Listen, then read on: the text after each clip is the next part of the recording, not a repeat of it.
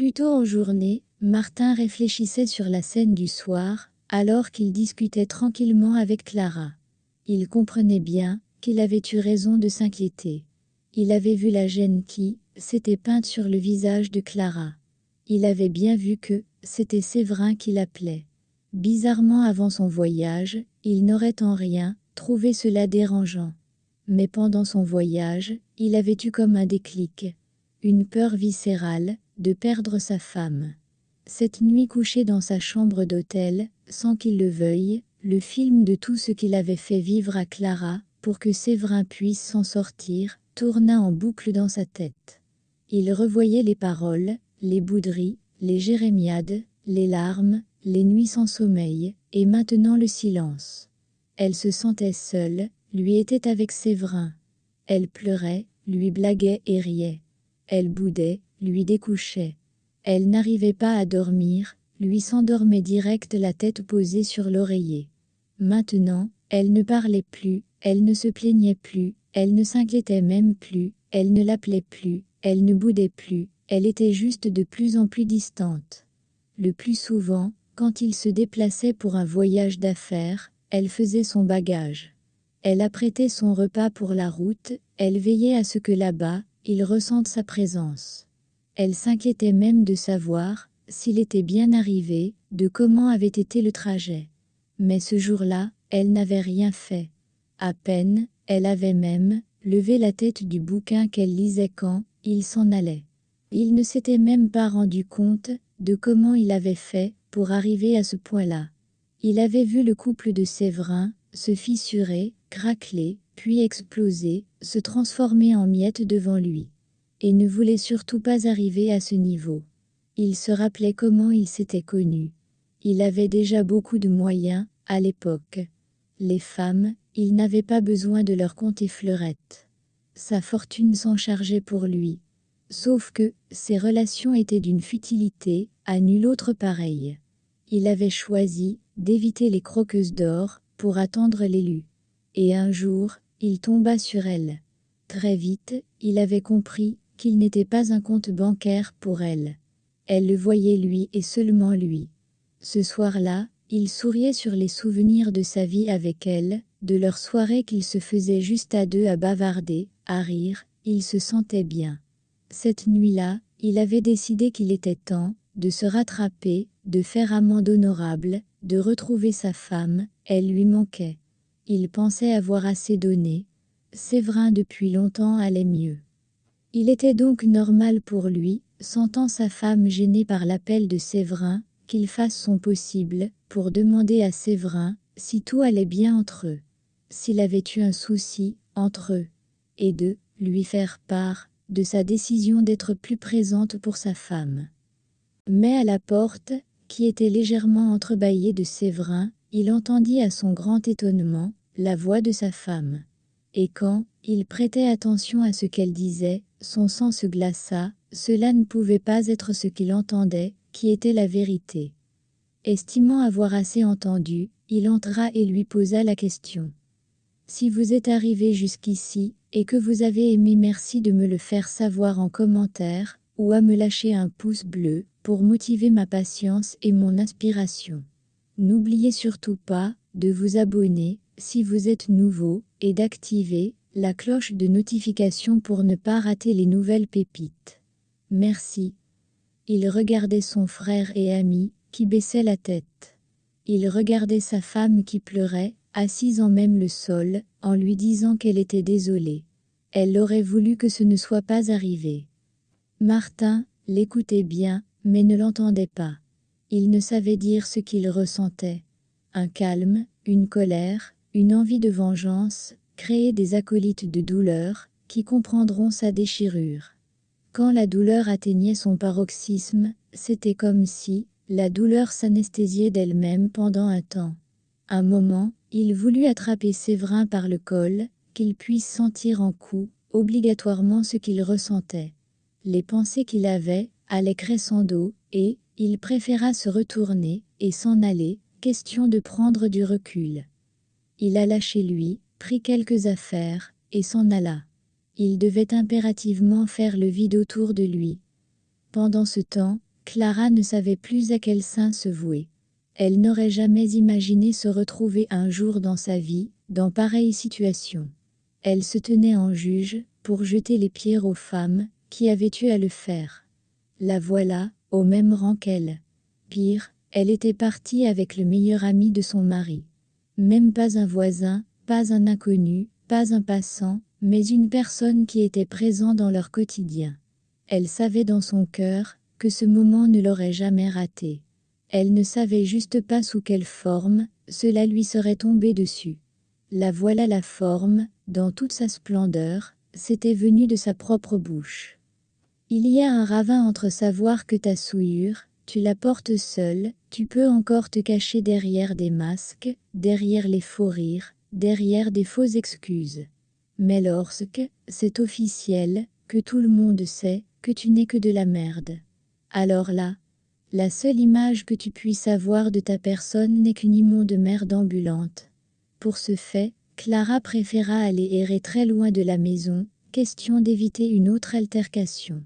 Elle ne pouvait justifier l'injustifiable. Elle savait qu'elle devait rentrer, récupérer ses effets, et aller chercher où loger. Elle ne pouvait jamais rentrer chez ses parents, qu'aurait-elle bien pouvoir dire? Chez les amis, elle ne pouvait, et ne voulait pas mentir, pour justifier ou expliquer. Ce qu'elle-même ne savait pas pourquoi, elle avait honte, elle-même son corps la rebutait. Quand enfin en soirée, elle se décida à rentrer, puisqu'elle avait déjà erré, dans tous les coins et recoins, possibles et inimaginables. Elle trouva une maison vide, plongée dans l'obscurité, exactement comme son esprit. Clara alla dans la chambre, elle constata qu'il avait pris des vêtements à lui, et s'en était allé avec. Cela la fendit encore plus le cœur. Comment l'on pouvait honorer, la faire s'asseoir à la table de roi, et elle comme un babouin, elle allait se souiller dans la boue, dans la merde, monter sur les arbres, et manger dans le caniveau. Elle regrettait franchement ce qu'elle avait fait. Elle voulait le contacter, mais pour lui dire quoi? Se demanda-t-elle. Cette nuit-là, elle n'arriva pas à fermer les yeux. Elle était, dans une peur non comparable du lendemain. Quand elle essayait de faire un semblant de projection de son futur, elle pensa qu'il était préférable de fuir le pays carrément pour se faire oublier. Que Martin viendrait d'un moment à l'autre, lui demander de libérer le plancher. Il demandera sûrement le divorce, et motif femme adultère. Une trop grosse étiquette pour elle. Sauf que les jours passèrent, Martin ne fit pas signe de vie. Il ne répondait non plus à ses messages de pardon. Il approvisionnait son compte, comme à l'accoutumée. Mais il ne lui adressait plus la parole. Ils ne se voyaient même plus. Aucun membre de leurs deux familles n'ouvrit le débat. Lorsque Clara essayait de tâter le terrain, personne ne semblait savoir quelque chose de ce qui s'était passé. Clara se disait qu'il attendait le bon moment pour la crucifier, que sa sentence serait fatale, qu'il l'engraissait juste, pour bien la bouffer plus tard. Son esprit cherchait automatiquement la pire des sentences parmi les sentences, pour elle. Pour Séverin, le lendemain de la découverte, il l'avait recontacté pour lui dire que lui serait toujours présent pour elle. Elle ne l'avait pas laissé finir, et lui avait dit vertement qu'elle avait vu, où cela l'avait mené, sa sollicitude calculée. Qu'elle ne voulait plus jamais l'entendre, ni le voir sur sa route. Et bizarrement, il comprit le message, et s'évapora dans la nature. Clara essayait de reprendre le cours de sa vie. Mais elle n'arrivait pas. Trop de suppositions. Sans qu'elle ne le veuille, la peur la punissait. La culpabilité la rongeait. Le doute lui faisait s'inventer des châtiments, pires les uns plus que les autres. Depuis le fameux jour, Martin n'avait toujours rien dit. Elle ne l'avait même pas vu, pour savoir ou imaginer ce qu'il pensait ou ressentait. À un moment, Clara se demanda si le mieux n'était pas d'aller avouer elle-même son acte aux différentes familles. Comme cela, elle saurait sa sentence. Peut-être qu'enfin, elle pourra cesser de s'inventer des punitions, cesser de faire des scénarios sur ce qui lui ferait vivre. Elle n'avait plus d'appétit, elle n'arrivait plus à rien faire, elle sortait à peine de la maison. Elle était devenue plus que l'ombre d'elle-même. Elle ne pensait pas qu'il pouvait exister une punition pire que celle-ci. Si vous êtes arrivé jusqu'ici, et que vous avez aimé, merci de me le faire savoir en commentaire, ou à me lâcher un pouce bleu, pour motiver ma patience et mon inspiration. N'oubliez surtout pas de vous abonner, si vous êtes nouveau, et d'activer la cloche de notification pour ne pas rater les nouvelles pépites. Merci. Parfois, l'on pense que la douleur physique est insoutenable. Mais Clara, vivant cela, se rendit compte que, la douleur quand elle est physique, on savait quoi prendre pour l'apaiser, on voyait la plaie guérir, cicatrice et parfois s'effacer. Mais cette autre souffrance psychique, elle ne savait même pas dire où elle avait mal. Elle savait juste qu'elle avait mal. Elle ne pouvait même pas en parler. Elle ne savait même pas quoi prendre pour apaiser son mal. Même les sédatifs les plus puissants n'arrivaient pas à lui donner un sommeil réparateur. L'alcool même ne changeait rien au fait qu'elle se détruisait à petit feu. Au vu de cela, elle prit une grave décision, de rentrer chez ses parents. Il n'y avait point de mouillé sec. Mouillé c'était mouillé. Donc le jour d'après, elle fit son bagage, et se présenta à la porte de ses parents. À son grand étonnement, ses parents ne la laissa même pas parler, et la remercia, ainsi que Martin du geste que leur couple avait fait à leur endroit, la veille. Clara était perdue. Elle n'était au courant de rien. Les parents parlèrent pendant des heures, pour complimenter leur couple. La maturité, la bonté d'âme de leur gendre, et sa main sur le cœur. Sans oublier le fait qu'il prenait bien soin d'elle. Clara resta bouche bée, il n'eut même pas l'opportunité d'avouer ce qu'elle avait fait au monsieur. Elle choisit d'attendre le bon moment pour leur en parler, et prétexta pour justifier sa présence une visite familiale. Sauf qu'un jour, s'est transformé en 2, puis 3, puis à une semaine. Les parents ont commencé à lui demander si tout allait bien. Pour eux, c'était aberrant de laisser son foyer ainsi, pendant autant de temps. Elle dut se résoudre à dire qu'elle avait un problème avec son mari, et qu'elle ne comptait pas rentrer dans son foyer. On ne la laissa même pas terminer, que ses parents s'empressèrent de contacter Martin, pour lui demander ce qui n'allait pas. À son grand étonnement une seconde fois, il nia qu'il ait des problèmes ensemble, et qu'il viendrait chercher sa femme le jour d'après. Ses parents demandèrent à Clara d'arrêter avec les gamineries et la victimisation, que cela ne l'aiderait pas dans son foyer. En lui faisant la morale sur la vie en couple, qu'il y avait des hauts et des bas, et que chaque situation venait, soit pour éprouver le couple, soit pour l'égayer. Mais dans l'un, comme dans l'autre des cas, cela solidifiait le couple. Aucune situation n'était insurmontable, et que parfois les erreurs et douleurs d'aujourd'hui seraient les leçons de vie de demain. Écouter ses parents, lui parler avec autant de sagesse, ne pouvait que lui faire couler des larmes. Elle était à bout. Elle n'était pas la victime. Personne ne pouvait s'appesantir sur son sort. Rien n'était justifiable. Mais elle ne voulait pas rentrer dans son foyer, elle ne voulait pas se retrouver à vivre ce qu'elle a vécu toute seule. Elle préférait que Martin arrive, et que tout soit tiré au clair. Qu'elle commence à purger sa sentence. Pendant ce temps, Martin assis dans son bureau, était décontenancé. Il venait de raccrocher des parents de Clara. Elle était rentrée, chez eux. La nouvelle lui provoqua un pincement au cœur. Après qu'il soit parti de la maison, et moult réflexions, bien qu'il lui en voulait d'avoir cédé, il ne pouvait pas s'empêcher de penser qu'il avait sa part de tort dans cette situation. Il savait qui était son ami, il savait la vie que son ami avait menée, et avait continué à mener.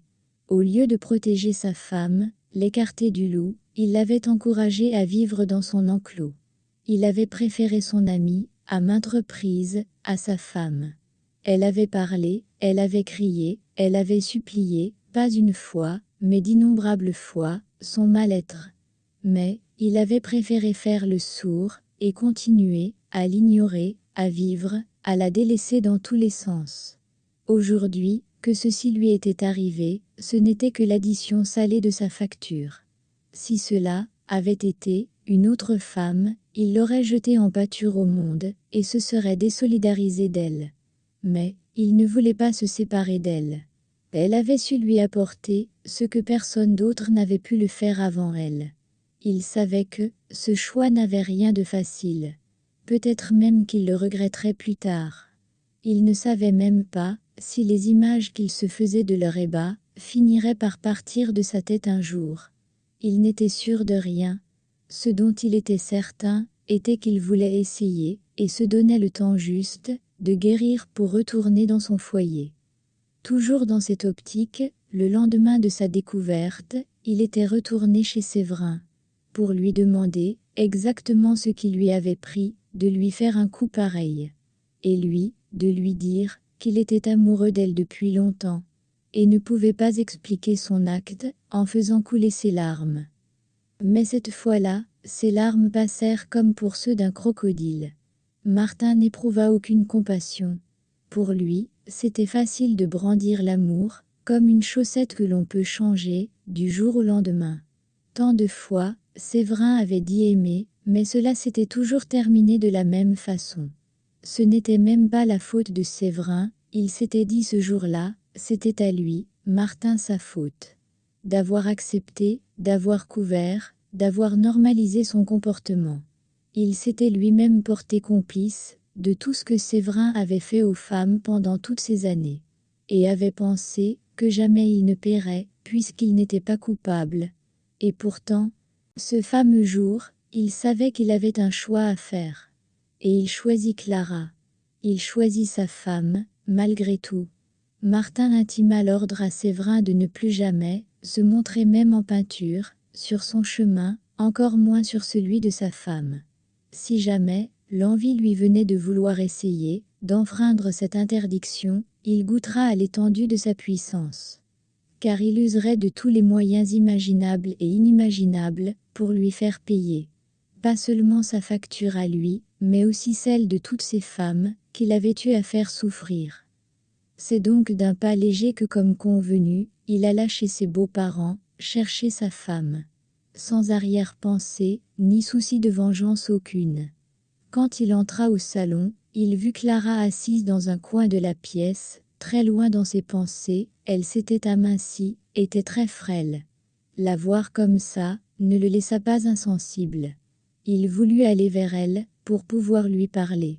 Mais hélas, il fut élé au vol, par ses beaux-parents, qui l'entraînèrent dans les salutations d'usage. Du coin de l'œil, il vit Clara tressaillir en entendant sa voix. Leurs yeux se croisèrent, elle baissa les yeux, comme pour fuir son regard. Il alla vers Clara, et lui fit un baiser sur le front, malgré le regard ahuri et apeuré qu'elle lui lança. Bien installé, il se mit donc à discuter avec les beaux-parents, comme si de rien n'était.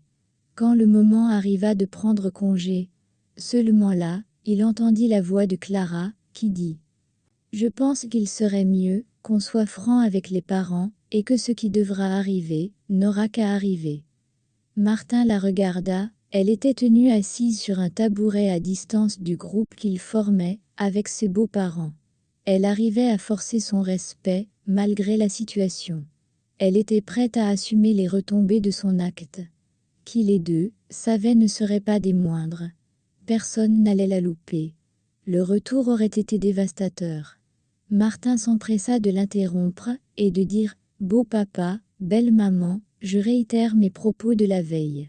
Nous n'avons pas de problème dans notre couple, moi et Clara, que nous ne pouvons surmonter.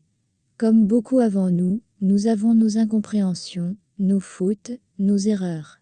Mais cela peut arriver même pour les meilleurs d'entre nous. Aucun manuel n'existe pour préparer à tous les aléas de la vie. Pas pour justifier quoi que ce soit, ou incriminer qui que ce soit. J'aime ma femme, et je pense que c'est l'essentiel. Si elle veut bien, je préfère qu'ensemble on rentre. Nous n'avons eu aucune perte en vie humaine, donc rien que l'on ne puisse pas arranger. » Clara resta là, bouche bée. À quoi jouait-il? Depuis quand un homme pardonnait l'infidélité de sa femme? Cela c'était dans les films, que l'on voyait pareil retournement de situation. Elle n'arrivait pas à croire à la sincérité de ses paroles.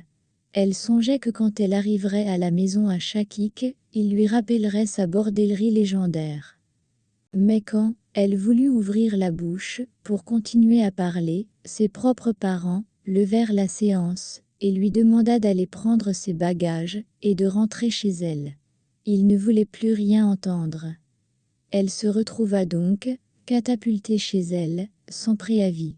Elle s'attendait à ce qu'il lui fasse voir de toutes les couleurs, qu'il la réprimande, qu'il crie sur elle, qu'il réagisse.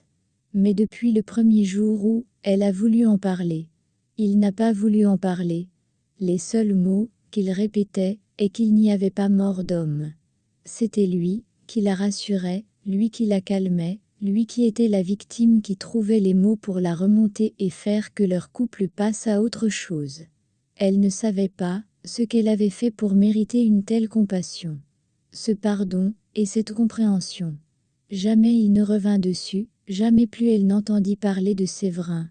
C'était une relation qui s'était éteinte, une amitié qui était terminée.